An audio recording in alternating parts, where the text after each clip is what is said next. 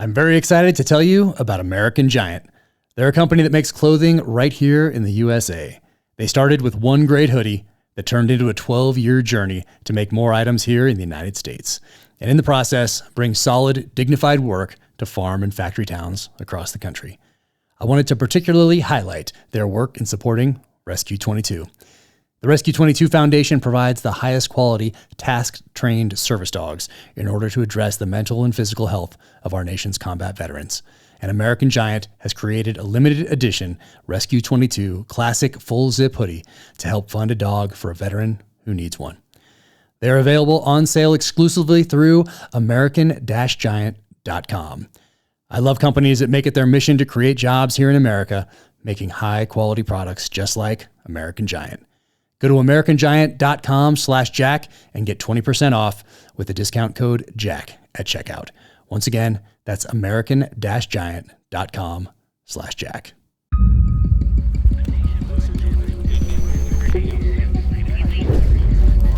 This is the Danger Close podcast, Beyond the Books with me, Jack Carr.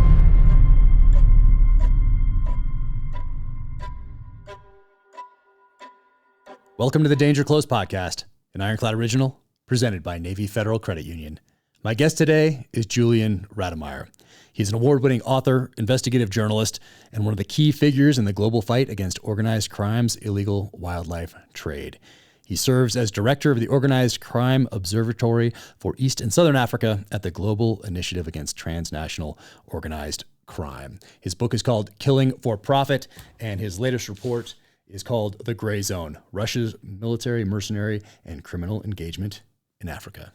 And now, without further ado, here's Julian.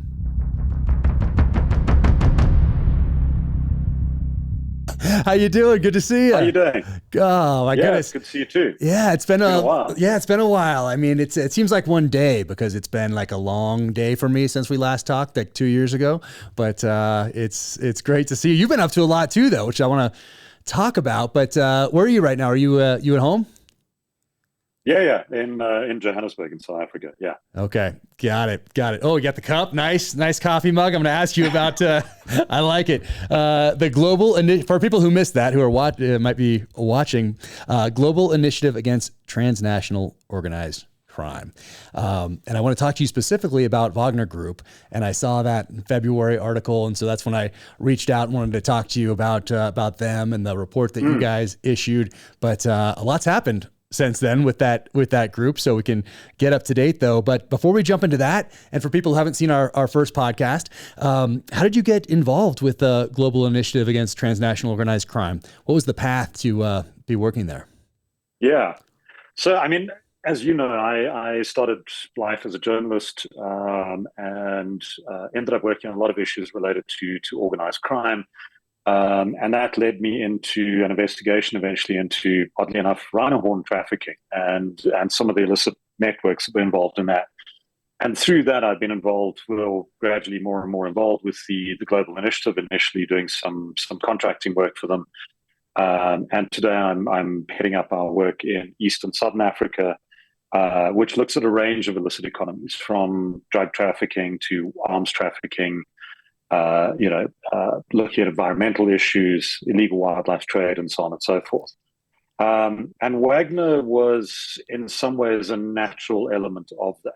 Here was a group, an organization which clearly met some of the definitions of the transnational organized crime network or syndicate. The US actually had designated them as such. There's some debate around why they chose that rather than a terrorist organization. But certainly, I mean, it's an absolutely fascinating entity to look at. No, it really is. I've written about them in my book, specifically their involvement in Africa, obviously in a fictional sense. But I saw that. Yeah, yeah, no, it's because it is fascinating, and there's so many tentacles, and the business structure is fascinating. But recently, you guys also released your latest statistics on organized crime, specifically in South Africa, moving them from number 21 on the previous list to number 7. So what's contributed to that decline? So I think what we're seeing globally, not so much in South Africa, but I can speak about that too, is we're seeing a fragmentation that's taking place. We're seeing, greater instability, more and more countries that are dealing with, with issues of systemic and embedded organized crime. I was recently in Ecuador, which is a country that for many years escaped the horrors of the drug trafficking networks in Colombia and Mexico. And now they've had a presidential candidate assassinated. So, this is an issue that's growing in many countries. South Africa, we've had years of political abuse of the police, maladministration, widespread corruption, skills that have been draining out of particularly in law enforcement, but also the National Prosecuting Authority and others. And that's led to a terrifying situation where you have the emergence of parallel illicit economies, particularly in a place where you have one of the most unequal countries in the world. South Africa, massive unemployment and poverty, great extremes and a divergence of extremes between rich and poor. And within that, you're seeing parallel illicit economies emerge, everything from what we call cash and transit heists, cash vans being attacked by militarized gangs of 20 strong, many of them with prior military training, to bombings of ATM machines, to extortion rackets, to drug flows, massive corruption, paralyzing the state-run power entity, 70 murders a day in the country. And, you've got a situation where the police are capable of solving around 15% of those murders. So it's extraordinary. Yeah, it's that was 15% for people out there to drive that home. 15. My goodness. Not 50. Yeah. And for people who haven't read your book, Killing for Profit, we talked about that on the first podcast. It's a fascinating book, and people should pick that up, but also follow you on Twitter, because the things that you retweet, or I guess it's called X now, so follow you on X, but the things that you re-X are fascinating, because they are not typically things that people are reading here, specifically in the United States. Yeah. You're reposting things or retweeting things from Europe and from Africa. And so everybody should follow you for sure. And also follow the Global Initiative Against Transnational Organized Crime, also on Twitter and the social channels. And check out the website as well, which is where I downloaded and printed The Gray Zone, which I want to get to in a second. But as I was following you, there's some other things I wanted to talk about, because when I see that you've tweeted something, I'm always like, oh man, what is this about? Because there's some incredible things that I was not even aware of, other than the corruption and the things that specific to Africa that you do talk about. But this illegal gold mines, this people living underground for a year, one guy 2 years, that was absolutely fascinating. And miners known as Zambas, which is a Zulu term meaning take a chance. And absolutely incredible. Also, 40% of gold ever mined comes from South Africa. I didn't realize that.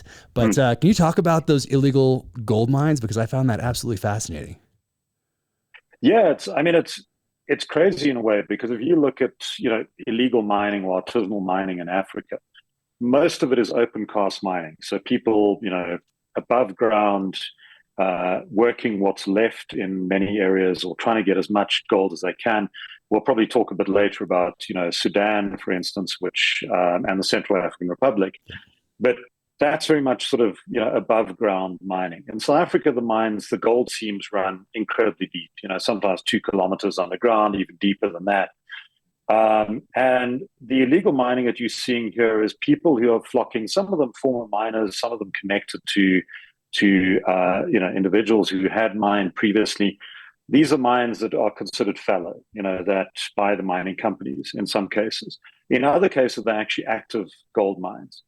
And you have literally hundreds, thousands of people getting into those mines. So either the active mines or others. I've seen surveillance footage shot at one gold mine where you have, it's almost like a caterpillar. It's night vision, shot from a distance, and around 300 people lining up on a hilltop trying to get into that mine through air vents and shafts that were dug in the 19th century, late in the 1880s. Other mines, there have been accounts of up to 5,000 people underground at a time. And there's a lot of violence associated with it because the pickings are slim.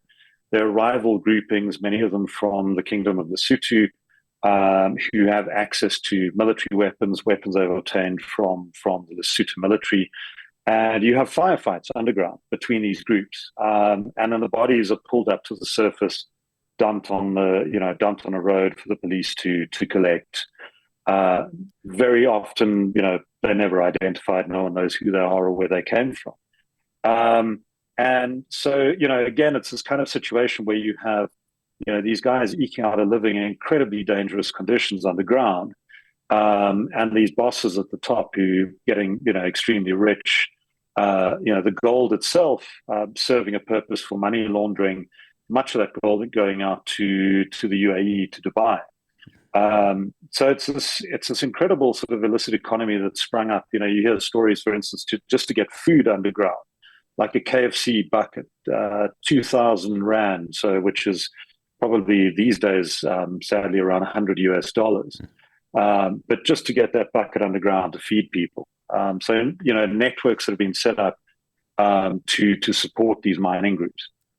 I probably shouldn't have asked you about that, because as soon as I read that, I was immediately thinking about future books and plot lines and action sequences and all that, because wow, thousands of people underground, some for months, one guy a year, another guy 2 years underground. Obviously no safety precautions being taken, ventilation. It's just, and when I think one of the videos that you're talking about is that a company or an entity went to see what was going on in these old mines, and they dropped a camera down and they find people which they weren't expecting, and then dead bodies and that was just incredible. So people can go to your Twitter and just scroll down a little bit and find where you link to all these fascinating articles. But man, crazy. Only imagine their surprise when they drop this camera down expecting to find an abandoned mine shaft, and all of a sudden they're come upon people living, not just working, but living underground. No, the guys filming themselves. They've got the guns. They've taken television sets down there, so they can watch DVDs. They've got booze down there. Taking sex workers down into the mine. It's a whole sort of literally an underground economy, and people living there for extended periods of time. And it's absolutely incredible, the risks that get taken. Yeah. And it's, obviously not the first time this has been done. If for those who have been to Ukraine and been to Odessa and gone to the underground labyrinth under there, I used it in my second novel, True Believer, because I'd been there previously, and it fit into the plot line. But Vietnam also, there's multiple levels of cave system, tunnel systems, with whole cities underground, just like you said. But I was not aware of it happening in South Africa. Incredible, absolutely incredible. And while we're on corruption in Africa in general, I read something that you posted recently, and it said that there was a security contract in the Northern Cape that cost them 90% of their emergency services budget. Systemic corruption going. Hey, there's a lot of that going on around here too. It just doesn't get highlighted. But that 90%, that's a pretty big number. Yeah. It's terrifying in a way, because, once your systems, your law enforcement agencies, your prosecuting authority are so eroded over time, how do they even respond to those kinds of challenges? This is a health department budget.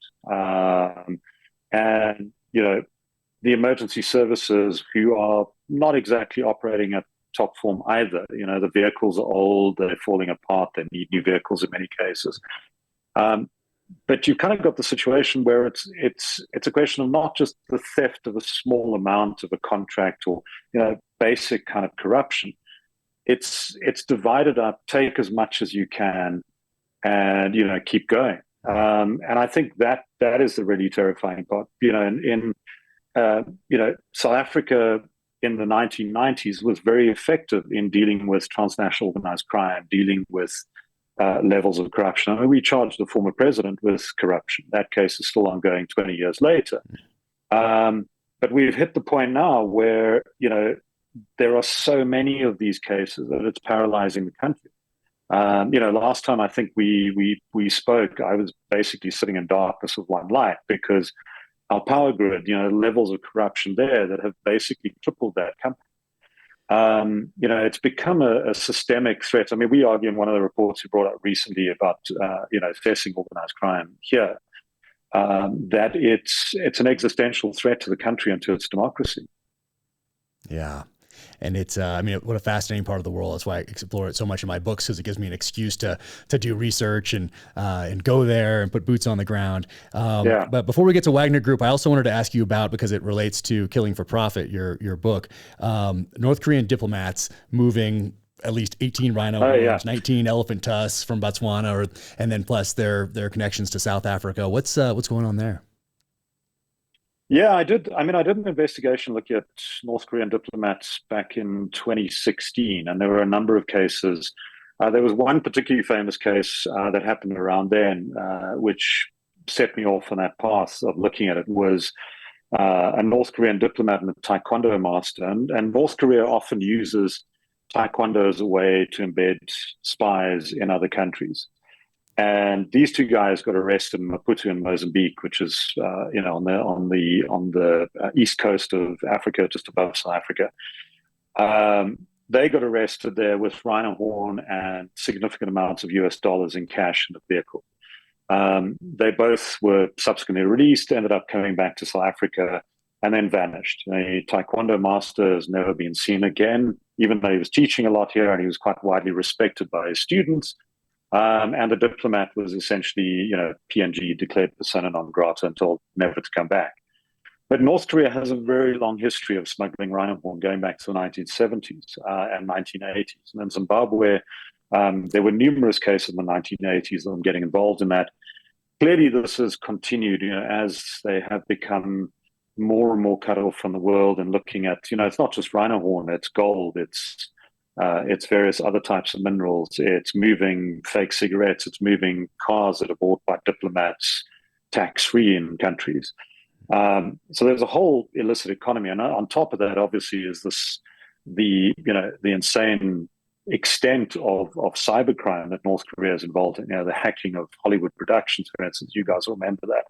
The scams, the looting of banks.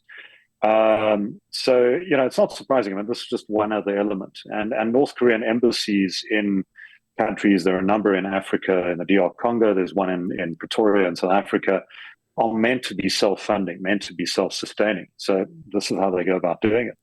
I love talking to you because I get so many ideas for future novels, or at least straight to video B movies. Yeah, no, thank you. I appreciate it. So this report that came out in February 2023, the gray zone. So Russia's military, mercenary, and criminal engagement in Africa. Why did you title it The Gray Zone? So the gray zone is the name of a Telegram channel that is affiliated to the Wagner Group, which is widely used, incredibly popular Telegram channel where many of their videos are shared, from combat operations to various other activities. But more than that, Wagner, in many ways, is unlike any other PMC or so-called mercenary group that has emerged, because they have their fingers in so many different pies. This is not just an organization that's putting boots on the ground, or an affiliation of organizations, to be more correct. Wagner as an entity doesn't really exist. And for a long time, there were rumors circulating that there was some kind of PMC operating, this was now in 2014 in Ukraine, before it became acknowledged as an entity in its own right. But Wagner is essentially a grouping of ex-special forces soldiers, the Russian special forces. It's made up of multiple layers of shell companies, and it's involved in everything from politics to extraction of resources in many countries, gold, diamonds, timber in particular, and influence operations at the behest of Russia. But unlike most mercenary groups, these are not guns for hire. They work and operate ostensibly, or they did work and operate ostensibly at the behest of the Russian state and Russian military intelligence, the GRU. And their operations were sanctioned, and they took on the risk. Certainly, the payment of people that worked for them was conducted locally by their leadership, but ultimately, as the work that they did was answerable to the Russian state. But they operate in this kind of murky gray zone between licit and illicit economies. And activities that are criminal, but activities that also have a veneer of legitimacy. Yeah, no, it's a fascinating report, and so much has happened since February 2023, which we will get to.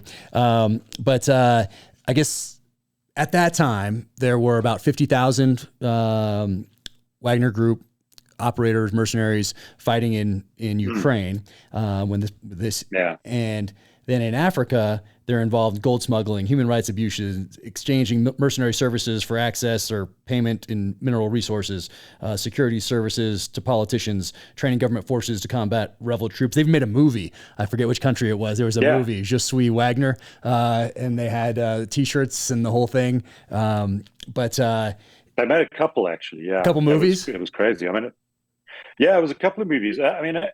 That in many ways, I think, is what worked for Wagner as a group. There were a lot of other Russian PMCs, but they're much smaller. But Wagner built a brand, and they created these full-on feature movies.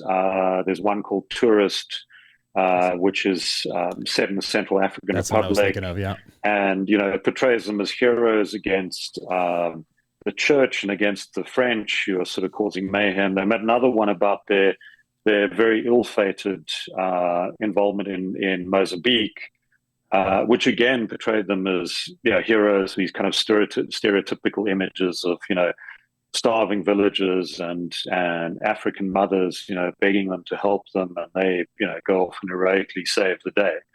I mean, the production values are not bad. The script is pretty cheesy.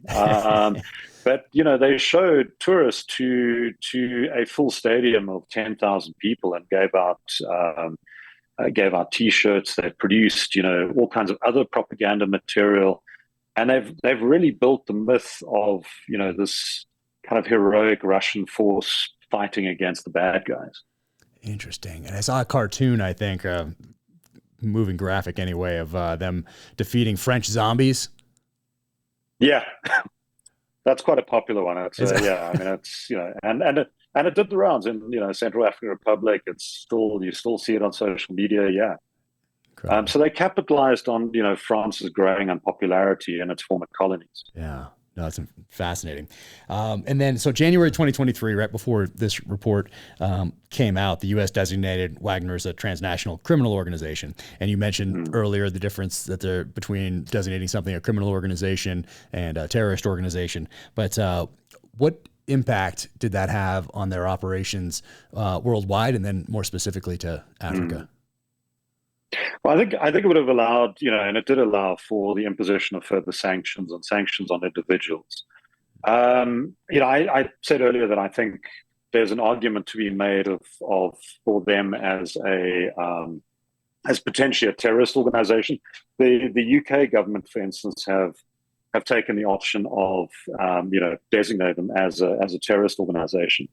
But I think the US took quite a strategic decision there. They felt that by doing that, it would jeopardize their outreach and their involvement, and basically stop the US from being involved in countries like the Central African Republic and Mali, and providing support there. Because if they did designate it, a terrorist organization, it would have severely restricted that.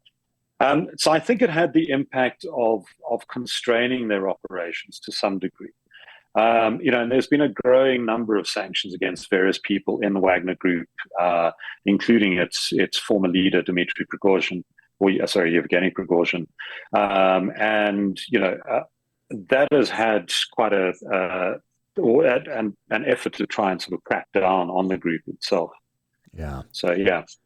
Well, and speaking about the former leader, Can you talk about is it the Concord Company or Concord and the web of businesses and interests across the world in the report here and on the video you have on the website?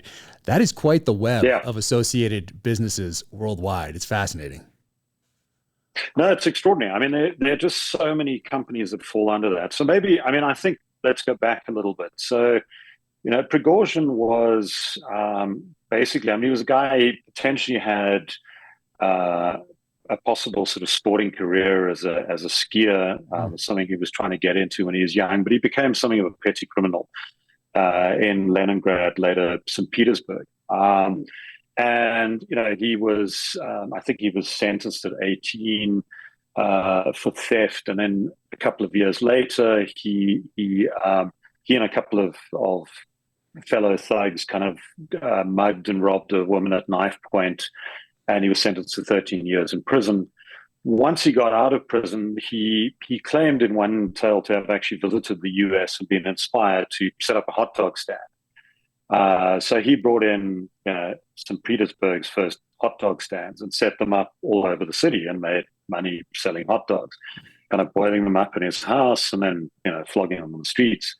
And then eventually he set up a restaurant which was called the Old Customs House, which was quite popular with a certain set. And you've got to kind of remember this is 1990s St. Petersburg. The Soviet Union has collapsed.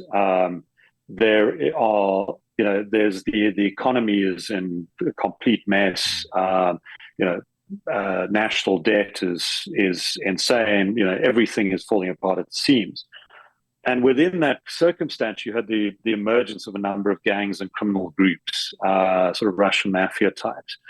And this war for control that took place, there were car bombings, there were assassinations, the levels of violence were absolutely crazy. And Prigozhin kind of capitalized on that uncertainty and, set up the restaurants, became something of a fixer. He was connected in with the local underworld. He had the crime bosses, coming to his restaurant. And he also had a guy who was then, a little-known government official called Vladimir Putin, who started frequenting that restaurant, and they struck up a friendship. And then years later, after that, he then set up this Concord management and consulting company, which again, sort of capitalized on the restaurant business, and a restaurant business which ultimately led to him serving Putin at the Kremlin, visiting foreign dignitaries. There's a famous photograph of President George Bush and his wife Laura, with Prigozhin hovering in the background, serving up, pouring some wine when they met with Putin. And the Concord Consulting Company became this sprawling corporate entity with fingers and pies all over the place. And in some ways, it served as a cover for the mercenary activity of Wagner, but it was also involved in supplying food to the Russian military, food which apparently was pretty grim. I'm not sure if it was MRAPs or whatever it was, but the soldiers were not particularly appreciative. And so that put him in a place where he could grow into this figure with access to power, with this company that was making millions. And as so many of the Russian oligarchs who rose up, and sort of the newer oligarchs or the newer multimillionaires who rose up, he found that he could provide services to the Kremlin.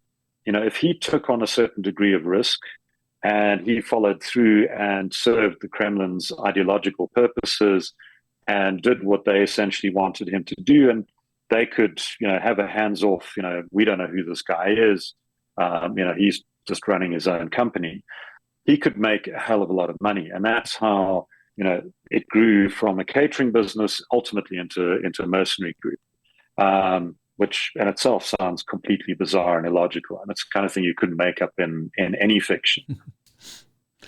Yeah, no, that background is, gosh, there's a lot of books in there. And it only gets weirder. It only gets weirder.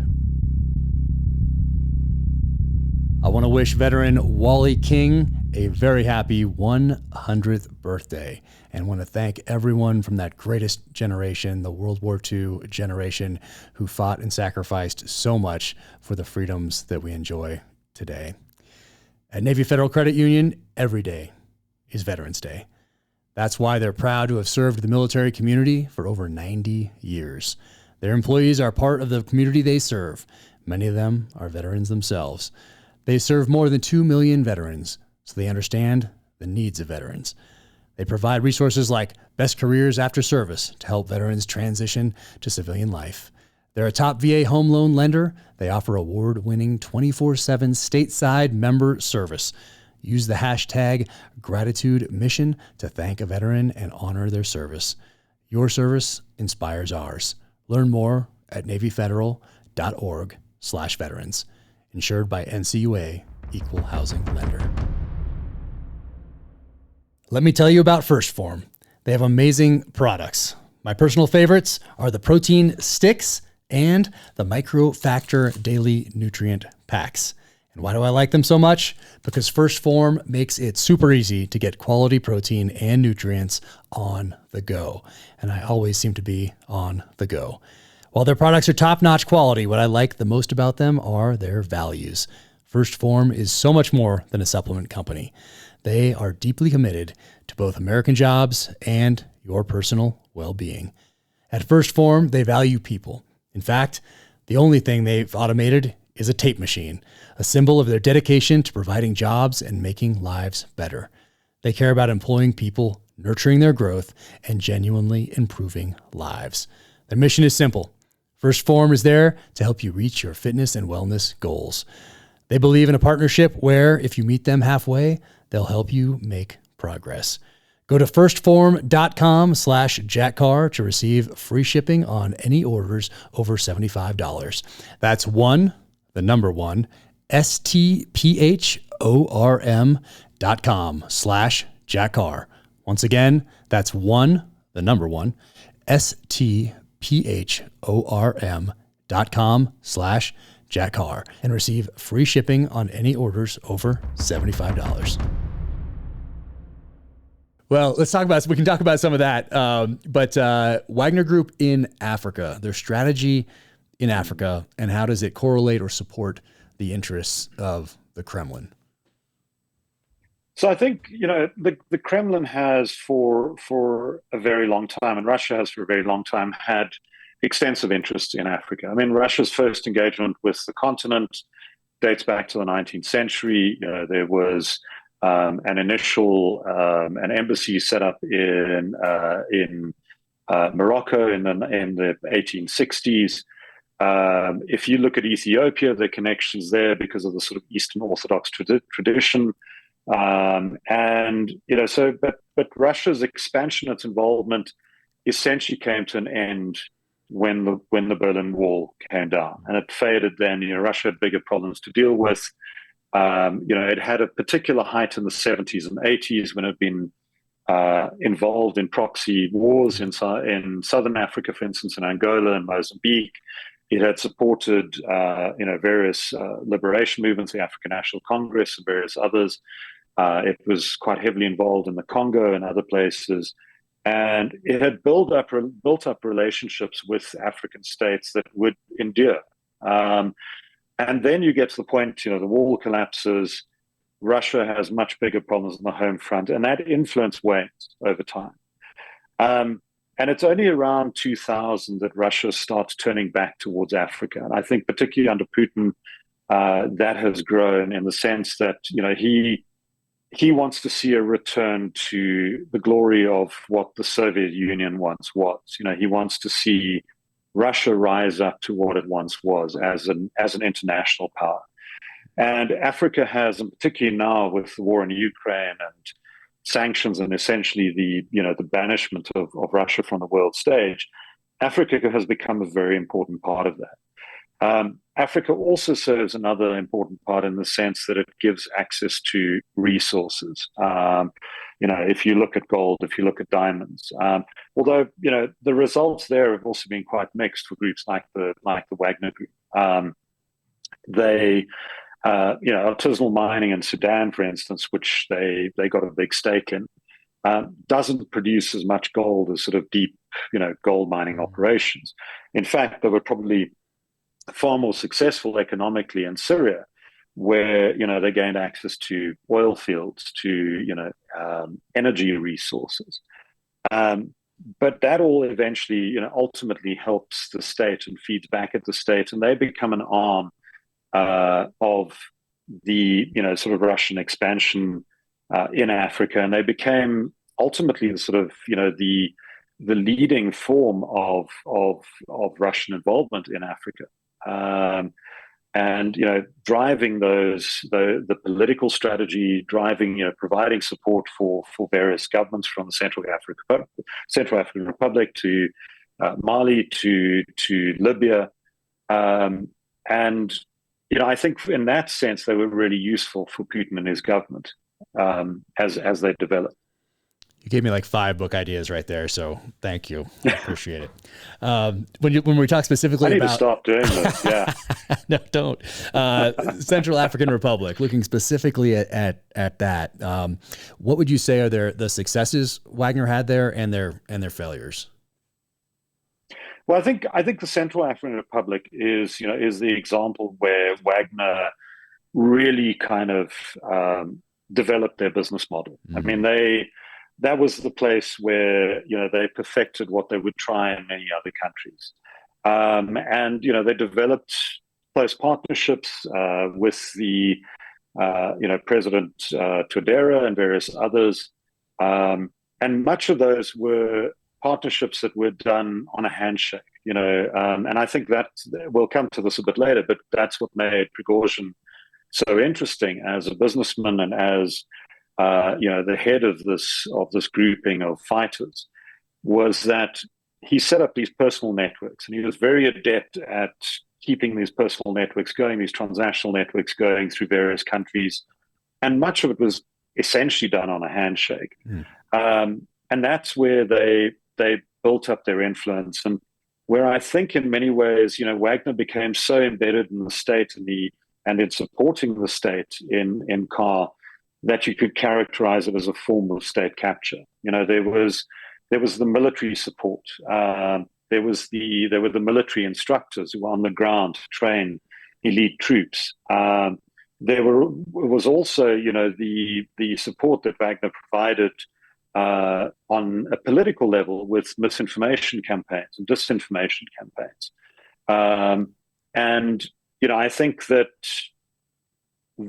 really, in many ways, was the ideal form of the Wagner model, one that they hope to roll out in many other countries. What do you think they studied to be so effective with those disinformation campaigns? Because they've done them throughout Africa, if I'm not mistaken. Yeah. And there's tentacles with the Russian Internet Agency. And so where did they learn that, and how effective do you think it's been across the continent? So I mean, that's again why, when you look at what Prigozhin was involved in, you look at the scale of his activities. This wasn't just simply a catering company that turned into a mercenary company who turned into something else. I mean, this was a network of influence around the globe. So, the Internet Research Agency, which he later admitted to being involved in establishing, was effectively a troll farm that was set up in St. Petersburg. There were reports of around 500 or 1,000 people employed in a building there, and essentially their job was to write propaganda. I actually jotted down a note earlier, before looking at background here, but one of the employees was interviewed by the Washington Post, and he said, "I immediately felt like a character in the book 1984 by George Orwell. I was at a place where you have to write that white is black and black is white. Your first feeling when you ended up there was that you were in some kind of factory that turned telling untruths into an industrial assembly line." And the Internet Research Agency basically became that. They started off in Ukraine doing disinformation operations there. Then they progressed and they moved into Syria. They moved into African countries. And finally, you also see their involvement in the United States, and trying there, and they were eventually indictments brought down against some of the people that were involved. because of the fact that they try to meddle in the U.S. elections. I think there were around 13 Russian nationals who were indicted back in 2018. And, effectively trying to exacerbate political tensions and divisions in the US and undermine democratic processes. And that's what they continue to do all over the place. They did that, in a number of African countries. They did that in Madagascar. And they were surprisingly effective at doing that. Yeah.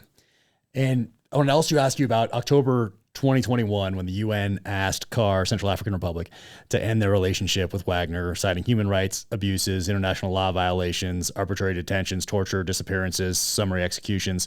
What impact did that have, the UN asking Central African Republic to end that relationship?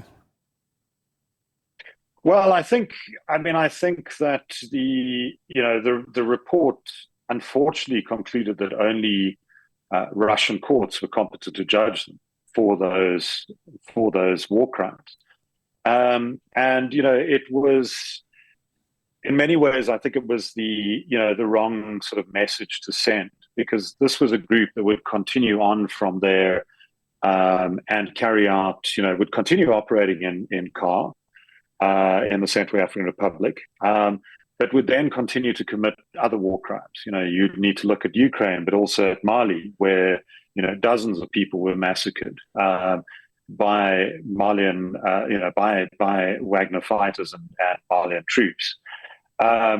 So I think that has been one of the big challenges: is how do you hold these people accountable for the things that they have done? And it's a systemic. It's a part of the organization's strategy. I think that it was interesting to see at one stage they sort of tried to or try to use similar tactics that you see with Islamic State, not on the same scale, but by posting videos of atrocities to inspire terror.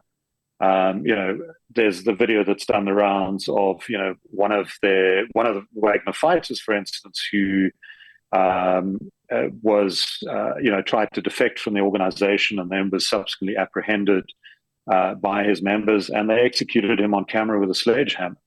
And the sledgehammer then became the symbol of this organization and part of the mythos of this organization. So, I think that, Wagner, the sanctions and the various efforts to try and get them to pull out have had a pretty mixed response. Certainly in Central African Republic, in other parts of Africa where there's growing tensions with France, Wagner had positioned themselves in such a way and done, set themselves up with the right propaganda, and they'd really created this image of themselves that they were perceived as heroes in many ways by the ruling elites and by the people that they in certainly in some of the main cities.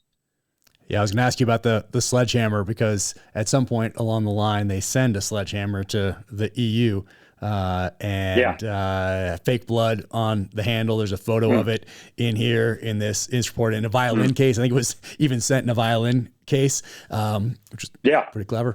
What and a violin is their symbol. It's that kind of, because Wagner obviously named after Richard Wagner for your listeners who haven't don't know that. So the violin case and the sledgehammer, those are the two iconic symbols of the group. Yep. No. Yeah. So Prigozhin, we talked a little bit about him, and of course he was recently killed. What has changed? Let's talk about the lead up to that and falling out with the Kremlin, with Putin, what was happening in Ukraine. What do you think they were trying to accomplish? Did they accomplish anything close to what they were trying to? Can you unravel that mess for us? I will do my best because it's kind of a convoluted and involved one. But I think Wagner became really useful to the Kremlin in Ukraine, in the sense that here were hardened fighters, many of them from special forces. The commander who was also killed with Prigozhin was this guy, Dmitry Utkin, who was most famous for having sort of two SS slashes tattooed on his shoulder blades. Had been involved in a GRU Special Forces unit, Russian Military Intelligence Special Forces unit. So you had people like that, and in fact, Wagner was named after Utkin. His call sign in Syria was Wagner, and in Ukraine itself in the 2014. So it drew those kinds of people. But then beyond that, they moved into in 2022, and for the first time, you saw Prigozhin admit that he was the head of the Wagner group, something he'd always denied, recruiting prisoners in Soviet prisons and giving them an option. Basically, you come fight in Ukraine with us, and if you survive that, you will get a pardon and you can go home. And there were some kind of crazy people. I was actually reading a piece this week about this one guy who had been a military guy, had clearly suffered quite a lot of trauma in conflicts he'd been involved in, and had been sort of acting out quite violently, and that ended in him murdering his girlfriend and putting her through a meat grinder to get rid of the body. This was one of the guys who was taken up by Wagner. He's recently come home from fighting in the war in Ukraine, and they had the cannon fodder that they could use. So they would use the prisoners in these sort of wave attacks, very old style, war approaches, but use these prisoners in these waves, and they would get killed en masse. And then the more professional Wagner fighters would go in on the rear end, and they try and overwhelm, the Ukrainians in that way. So it became, I think for Putin and them, who the military were struggling in Ukraine, they clearly weren't taking the ground. They thought this was going to be a 3-week operation, and it's still going on today.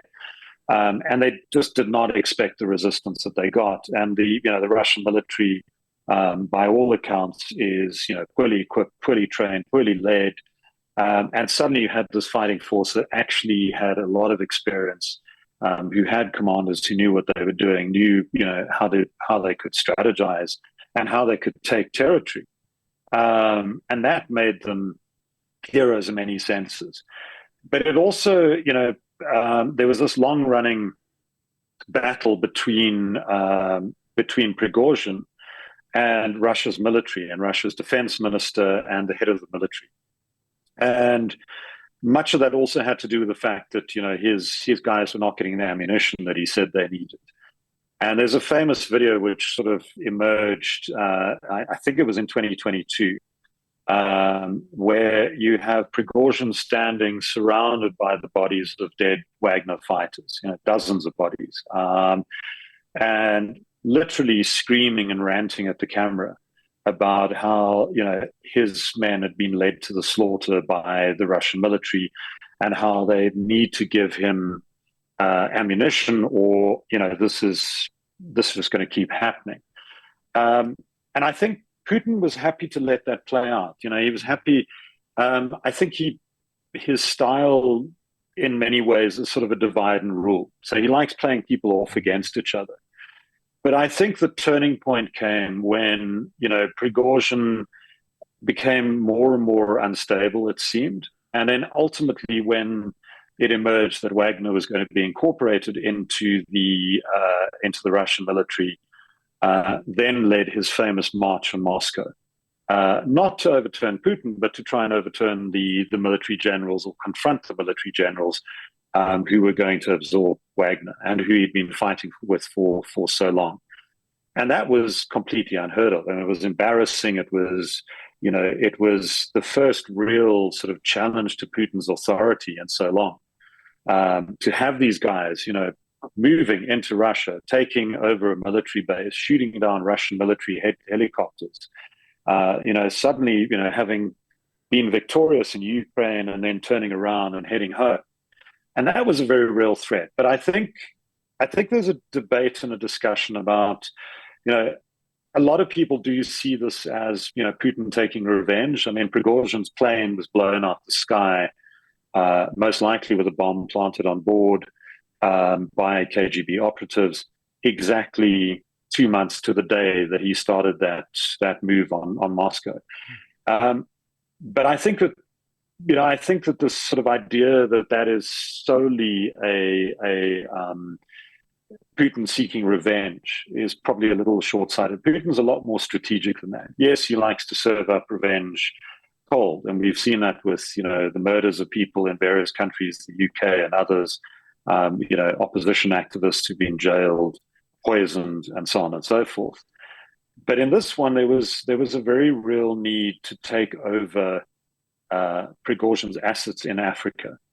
And I think that what Prigozhin initially was, as the story went, was forgiven by Putin. He was allowed to go to neighboring Belarus, and essentially the idea was that he would disappear. He shut down the Internet Research Agency. His soldiers were demobilized. They put in a tented camp in Belarus, and basically he was expected to go away quietly, but he didn't.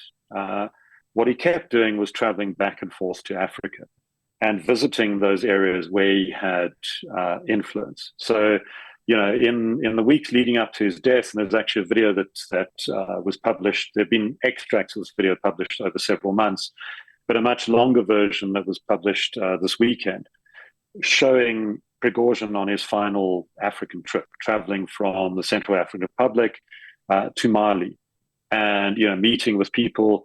Interesting, it's also one of the very few times that you see Dmitry Utkin, the guy with the SS tattoos, on video, and various other Wagnerites, and meeting with officials in those countries, and clearly continuing his business operations.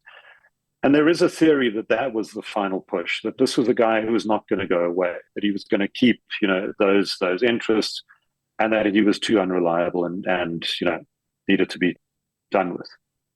What's changed since his death? Is there a new leader doing similar things? Does Wagner continue to work just with a few modifications or adjustments, or what's changed since his death? So what's interesting is last week Putin had a meeting with one of the former Wagner commanders, which was televised, which created the impression, at least, that this was a guy who was now on side with the Kremlin. It was Putin and the defense minister and one of the Wagner commanders who'd been very senior in the organization, and that he would now be running it. And it's difficult to say exactly. There was a lot of speculation. For instance, some of the Wagner fighters would turn up in other PMCs that were more closely controlled by the GRU and the Kremlin. But there's now, indications that Wagner fighters are returning to the fight in Ukraine. That many of them have been assigned to various units in the Russian military, and that potentially under new leadership, they would continue to operate.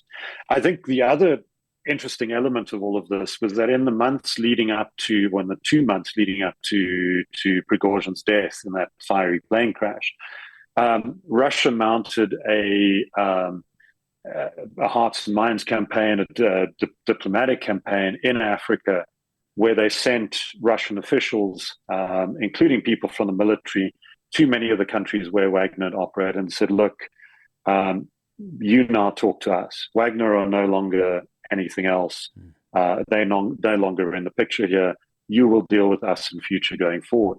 And I think that 2-month hiatus between Prigozhin's mutiny and Prigozhin being taken out allowed them the time to do that, and may also have been part of the strategy.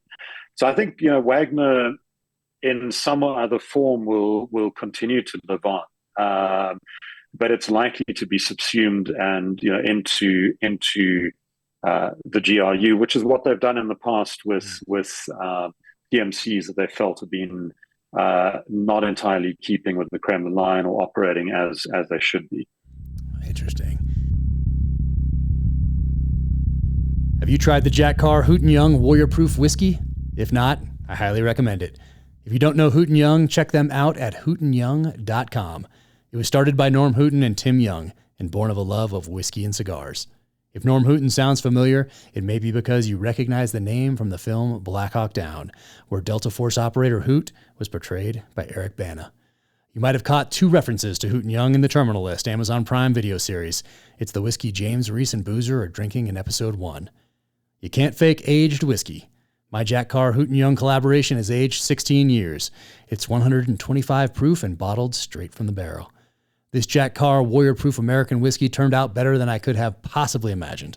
As Norm says, Hooten Young was created to help folks slow down, bond with the people around them, and remember those who are no longer here. Go to hootenyoung.com and get your hands on a bottle today. That's HOOTENYOUNG.com. And in your report, the Gray Zone here used the term criminal entrepreneurs, and I love that. Love that term. But there was the relationship just beyond organized crime with the Kremlin. So it's a very interesting relationship, and then how that evolved from the end of the Cold War.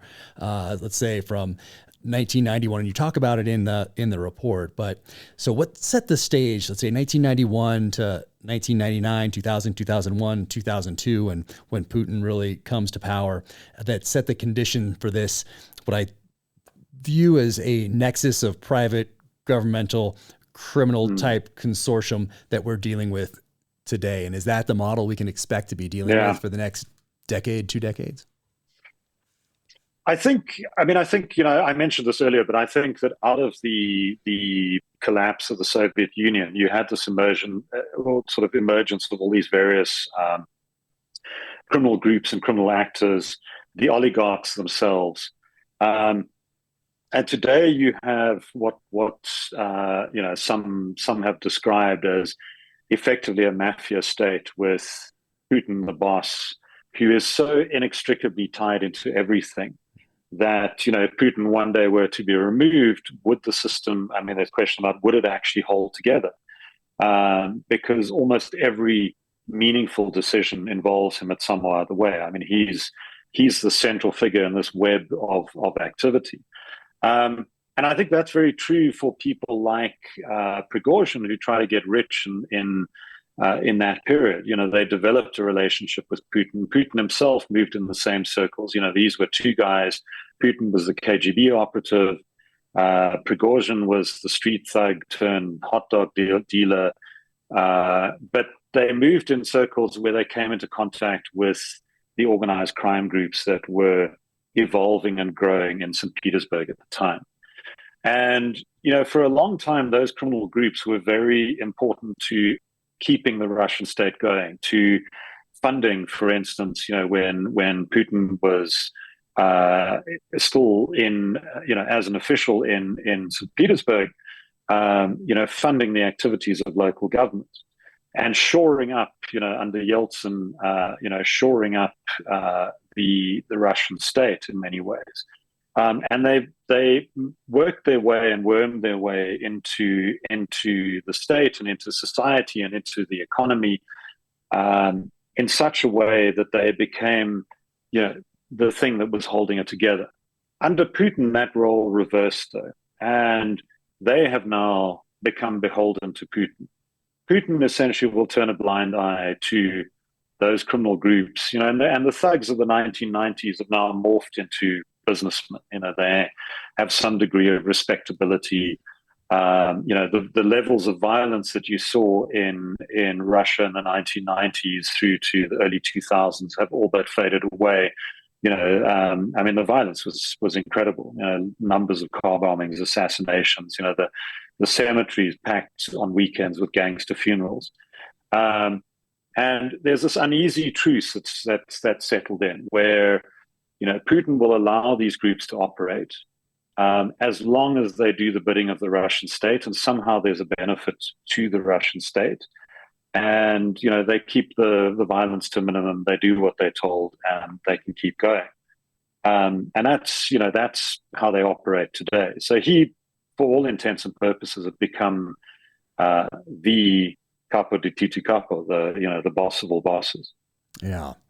And with Prigozhin's death and this morph of Wagner, I think the gray zone here is either the gray zone or in the video on the website that kind of gives a summary of the gray zone here. Talks about a 2022, in July 2022 CNN report that Russia is plundering gold in Sudan to boost the Ukrainian war effort. So how effective was that? As the United States is sending untold billions to Ukraine, they're supplementing Russia is supplementing their war effort with these different through illicit networks. One of them being gold from Sudan. How effective was that, and does it continue today?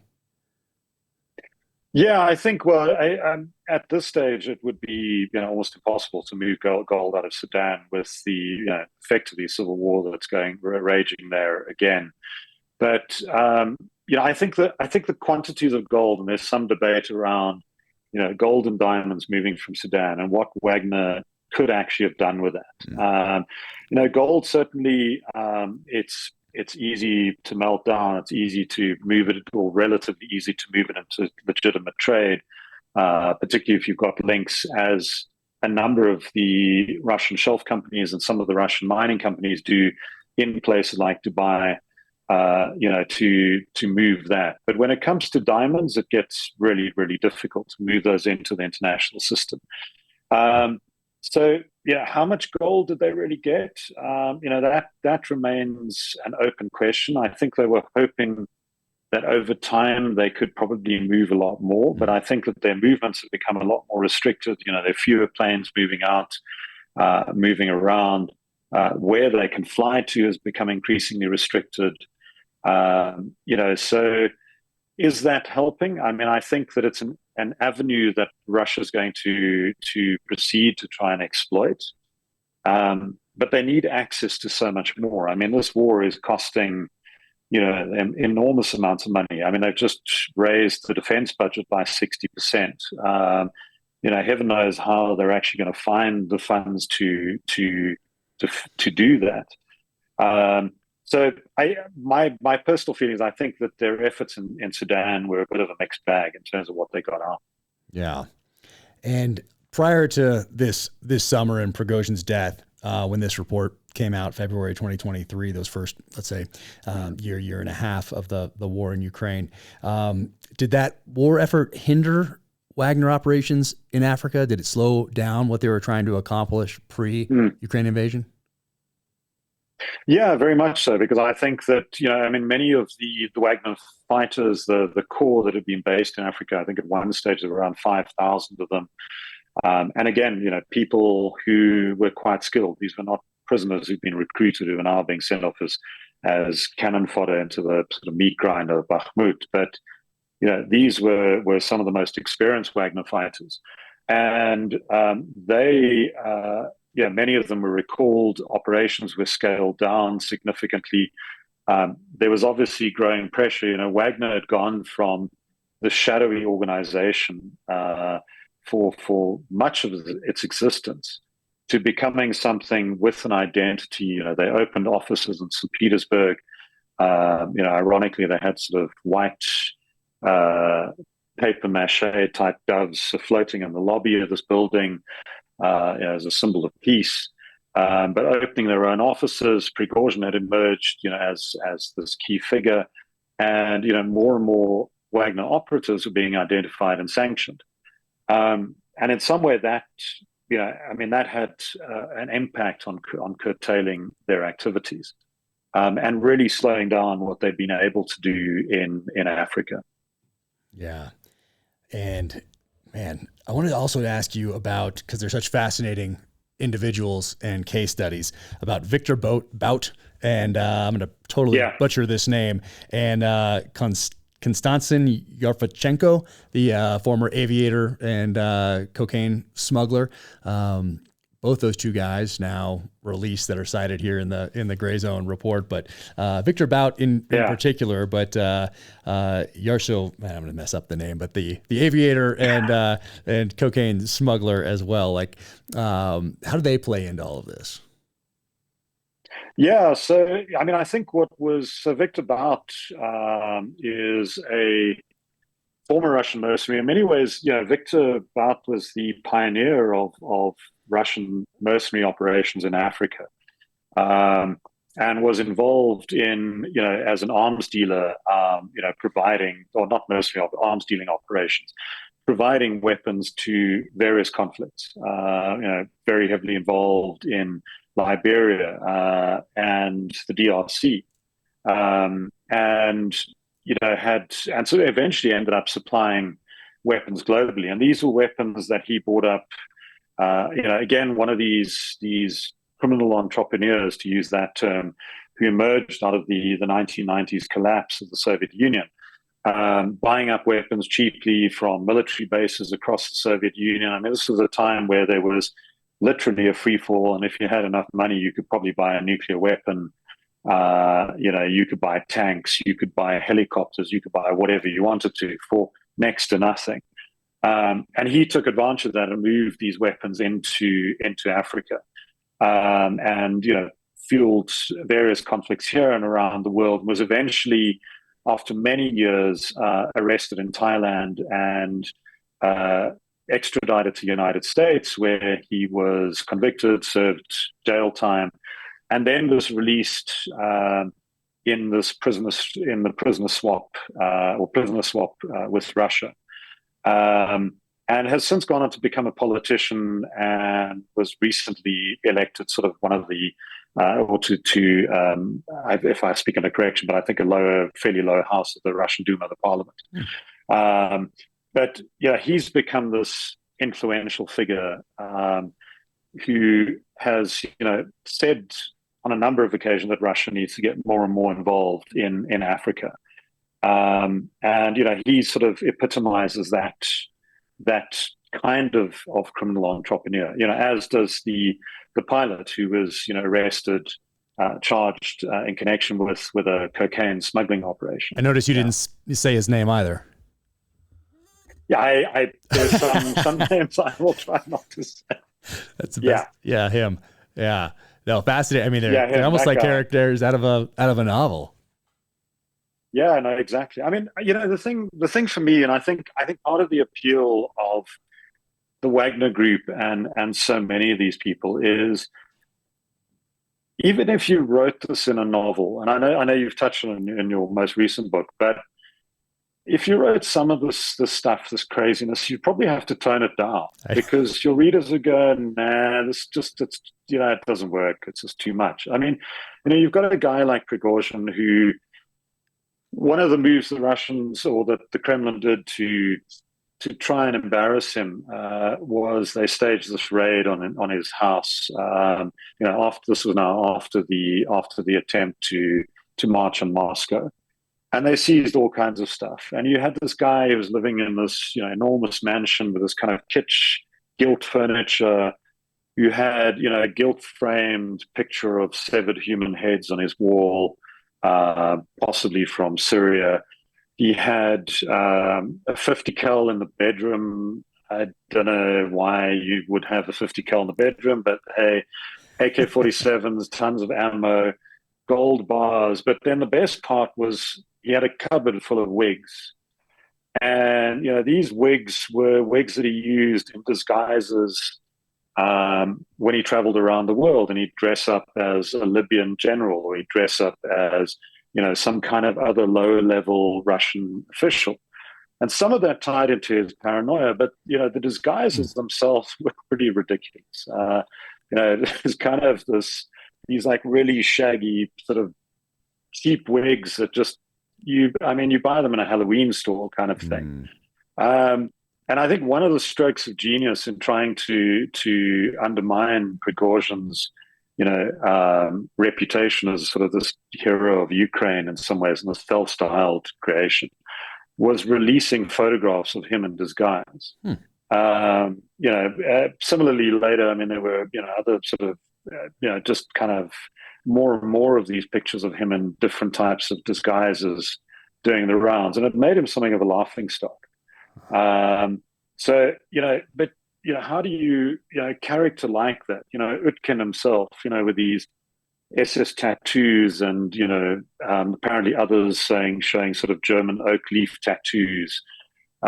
You've got you know the sort of functionaries that operated for them in various countries. Some of them are like sort of internet geeks, not exactly military types. And then you've got this, the spread of these organizations who are creating political mayhem around the world, involved in catering contracts. I mean, it's the kind of stuff you just can't make up, really. Yeah, it is absolutely Yeah. fascinating. And before I let you go, I have a couple more things I wanted to touch on. And China in Africa. So we've talked a lot about Russia in Africa, Wagner in particular in Africa, organized crime, illicit networks. What is, since our last conversation, or where do you see things going as far as China in Africa and their goals for the future there? Well, I think China has been building up relations across Africa and has had relations across Africa for a very long time. As part of its Belt and Road Initiative, it's been investing in projects across the continent. I think that China sees opportunities here, with much of the world's attention now diverted to Ukraine, to expand some of those efforts. You've seen, big road building projects in a number of countries. Again, sort of interest in extractives. I think it's been interesting, actually, just as a sort of a segue away from that, but to see how, because often Russia and China are seen as having similar desires, similar political and diplomatic desires in Africa, but how that the instability that's been caused to some degree by the Wagner Group has really had something of an impact on China. And has put China in a very difficult position in some ways, with some of the countries where they're trying to operate, and created this volatility. I mean, we're seeing it now, with beyond sort of Wagner's role, but with the coup or the recent coups that have been happening across the region, many of them in areas where there are extractors, where there are gold mines, where there's diamond, where there's timber, and that sort of evolution. But I think that China's expansion in Africa is going to continue. I think that China I think that China at the moment, though, is in a difficult position with its own economy at home taking a beating. So that again would have an impact. But I think ultimately what this does is it pits Russia, and to a lesser degree China, against the traditional powers within the continent. So the United States. And France, more particularly when you're talking about West Africa and its former colonies there. Yeah, and since we last spoke, or since your Killing for Profit came out, what has evolved as far as the issue of protecting rhinos in South Africa, in particular? What's been going on that front? So, I mean, I think that we're in an encouraging phase, in the sense that rhino populations appear to be growing again, but obviously from a fairly low base, given the impact that poaching has had over the years.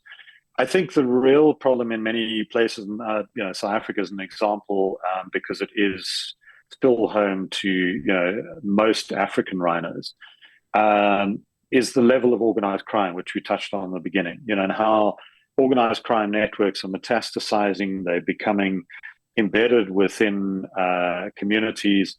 There seems to be no real law enforcement strategy. There's some really incredible cops and prosecutors out there who are trying to do work and trying to take down some of these syndicates, but they just don't have the political support. They don't have the financial support. They don't have the people that they need to be able to do this.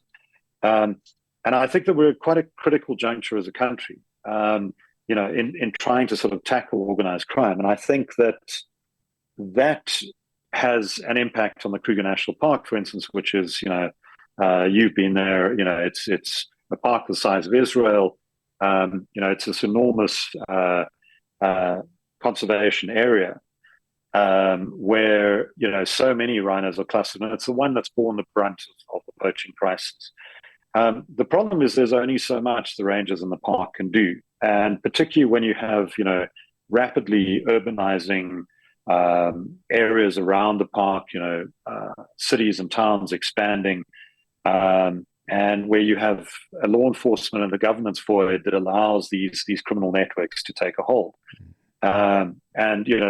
Unfortunately, many of the rangers in the park have to live in communities around the park, in proximity to criminal syndicates. They threaten, their families are threatened, and you have this knock-on effect today where you have a very high corruption problem. And I've said recently, I think the corruption within the park and within other parks is probably a graver threat now than poaching. So there have to be, and I'm encouraged to see that there are efforts underway within the Kruger National Park, for one example, to try and address those issues of corruption, to try and rebuild a ranger corps, to try and re-professionalize them. I know there's actually been some new training programs that have been developed to try and look at issues. How do you deal with? And I think this is something you guys in the SEALs have had to deal with too. Is how do you find the right people? How do you find people with integrity? How do you find people who've got the right approach? And that's been a very real. And how do you develop the trust levels that exist between people within an organization like that, where there's been rapid militarization over a period of time. Find the people that you can work with in the field, because unfortunately you have a situation in some cases where you're out on patrol, you don't know if you can trust the guy behind you, the guy in front of you, or the guy to the left of you. And that is in the longer term going to be a very real challenge. So I'm hoping that the people that are there now and have really innovative ideas can actually turn it around.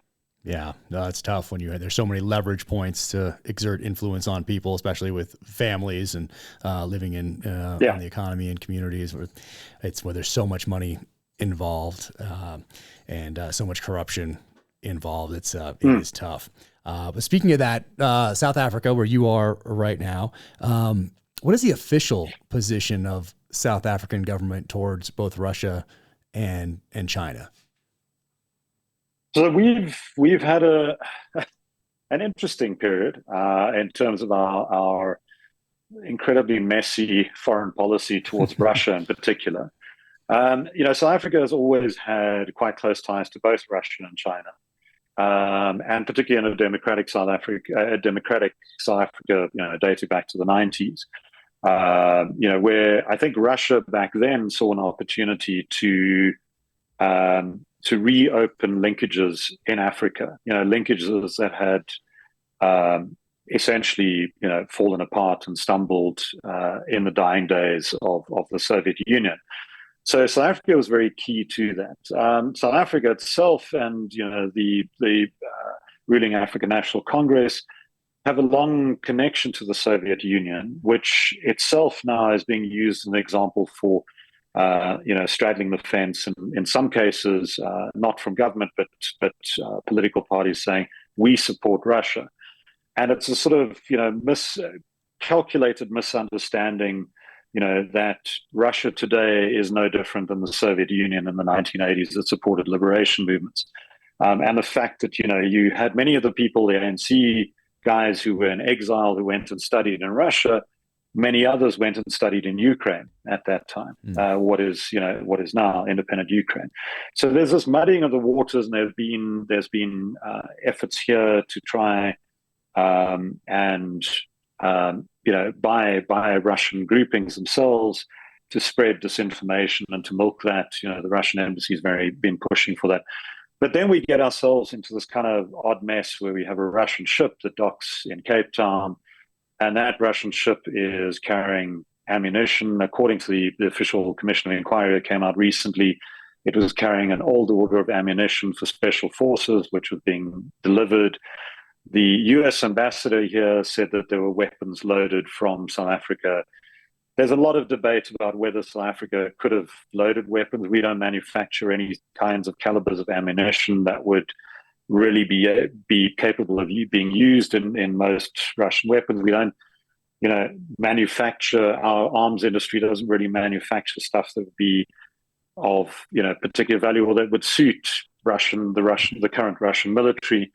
The South African government adamantly denies that anything was loaded. There were simply things were offloaded. The U.S. embassy has gone very quiet and, say that they will no longer comment on this issue. There was a lot of pressure at one stage for the ambassador to sort of put up or shut up and show his evidence of what he said. So it led to a very uncomfortable period. I think there's an easing of tensions to some degree now. And, if South Africa was supplying weapons of some kind, that warning shot has been fired, and hopefully that won't happen again. South Africa's ties with China, again, long-standing relationship, and both, China and Russia are involved in BRICS, this partnership of countries to which South Africa is also part. Iran has just been admitted as a member. So there are those relationships. And it's this, I think that, the tensions, the diplomatic tensions that have existed in the past with the US, particularly during the Jacob Zuma years, became heightened again with the docking of the ship. But hopefully there's some kind of cooling off period here. But I think that there's a lot of confusion about what is South Africa's foreign policy. We had our president leading this bizarre delegation of African leaders to try and persuade Zelensky and then Putin to embark on peace talks. Zelensky was polite. Putin was essentially just put them down and put them in the spot and said effectively indicated that he had no real interest in discussing any kind of peace talks. So it's a strange pandering to Russia, which doesn't make a lot of sense objectively to me. Take away the historical linkages. Our biggest trading partner is the United States. Russia's trade with Africa makes up a fraction of that. So it seems to be, somewhat short-sighted in the longer term. That's putting it mildly, I guess. Yeah, well, it's interesting because that's when you think about the corruption and pressure points, and which actually leads me into one thing I wanted to ask you about, something you recently posted on X. Human trafficking remains the most pervasive criminal market in Africa. And that's something that we're talking about more and more here in the United States. A film called The Sound of Freedom recently came out, hit theaters, and there's just more talk of this than there has been in the past.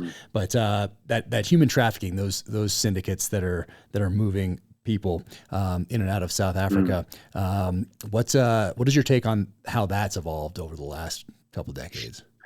Well, I think human trafficking as an issue in Africa is, across the continent, you're finding that it's one of the big issues, sort of human trafficking and human smuggling. And I think that a lot of that has to do, the extreme case where you have people being trafficked into sort of slave labor conditions on farms. We've seen it in South Africa. You've also got cases of people being trafficked into sex work. But I think there's also the smuggling side is probably much bigger, where because of the current state of the global economy, the collapse of so many regional economies, you see so many migrants moving around the world, migrants moving into Europe, migrants moving into the United States, migrants moving across Africa.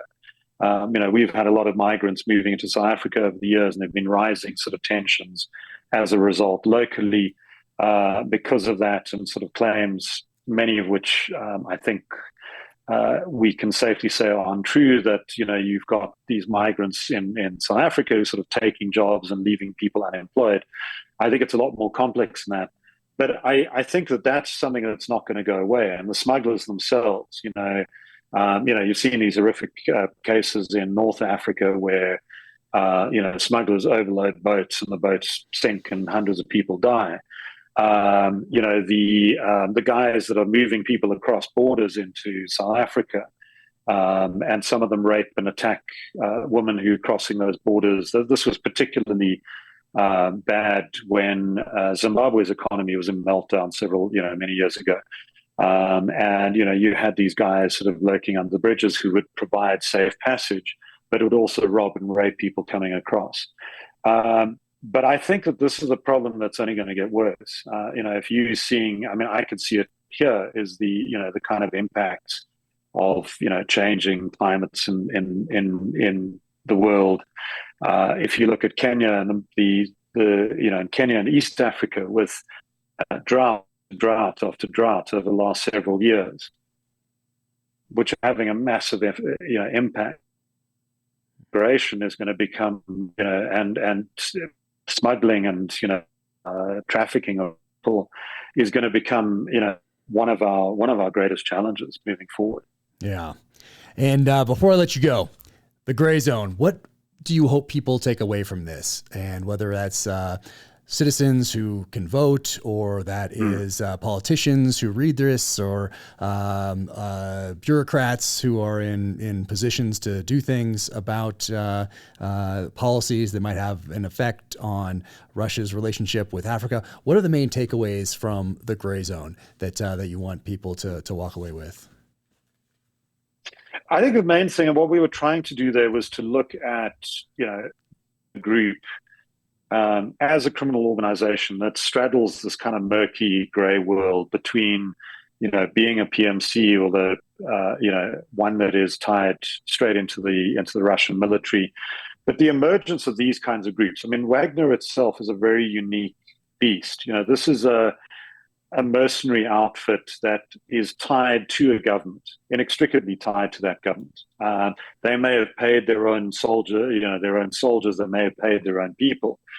But what they did was done in coordination with the GRU and the Russian government.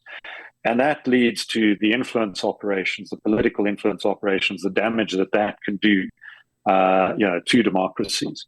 And the emergence of that kind of an organization in this current world, particularly given how divided and how fragmented we're becoming, and how more insular we're becoming globally, and these shifting sort of tectonic plates that are occurring on an international stage, with new powers emerging and new levels of influence. What does this hold for us in the longer term? This is not a PMC in the kind of Blackwater style PMC. This is an entirely new thing with significant economic, political, and military experience. And so I think that what we were trying to flag there was, how do you deal with something like this in the longer term, and the need to deal with that before it becomes something that spirals out of control. I mean, as I've said a couple of times, I mean, this is James Bond villain stuff. It's kind of like Spectre or, one of those kinds of organizations. Maybe not quite as extreme. We haven't got to, secret bunkers under the sea and, that kind of thing. But it's kind of moving in that line where, you have, and I think there are a lot of questions, again, about, the privatization of military capabilities. You see, for instance, Starlink, there's been a lot written about that recently, and Starlink being the comms for the conflict in Ukraine, and Starlink having this reach that even the US military doesn't have. So I think there's a lot of debate that we have about these kinds of actors, but Wagner was a group on its own, and I think we might not ever see a group like that emerge again. But I think that Russia has learned that with the right controls, and if you can keep your influence going, if you can keep the military side going, you can create more groups like this and use them for your political and economic benefit. The difference is you just don't need a maverick like Prigozhin, who is ultimately going to go off the deep end and become something of a problem. Yeah. Do you ever worry about, as a journalist, living where you do, how much do you worry about your safety? Is that something that is a constant concern? Does it take up a small bit of bandwidth? Do you take precautions? Yeah, no, I take precautions. I mean, I think anyone living in South Africa, given the crime rate that we have, worries about their security. My neighbor got hit the other night. 4 guys in a car pulled up behind her as she's driving into a driveway. All 4 armed. She's got her kids in the car. Took cell phones, wallets, whatever. Violent crime is on the increase, and I think that what's concerning, particularly for people in my line of work or for journalists or whatever, is assassinations are becoming more and more common. We, as an organization, we documented 140 assassinations across politics, organized crime, personal sort of marital dispute type assassinations, where you hire a hitman to take out a spouse, to assassinations in the transport sector, which is kind of a big thing as well here. And that's extraordinary. 40 of those assassinations we classed as political assassinations. So municipal councillors at a local level, people, whistleblowers who blowing the whistle on organized crime and corruption. So I think that gives everyone a degree of pause, particularly in a country where, as I've said, 70 murders a day, and 15% of murders get solved. I think you have to take precautions. Yeah, I think it was 200,000 people murdered in South Africa over the past decade, with a murder rate continuing to climb. I think that was something that was tweeted recently.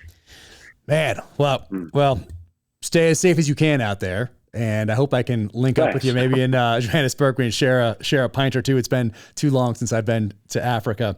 But what's next for you? Are you working on another book, or what's on the horizon for you?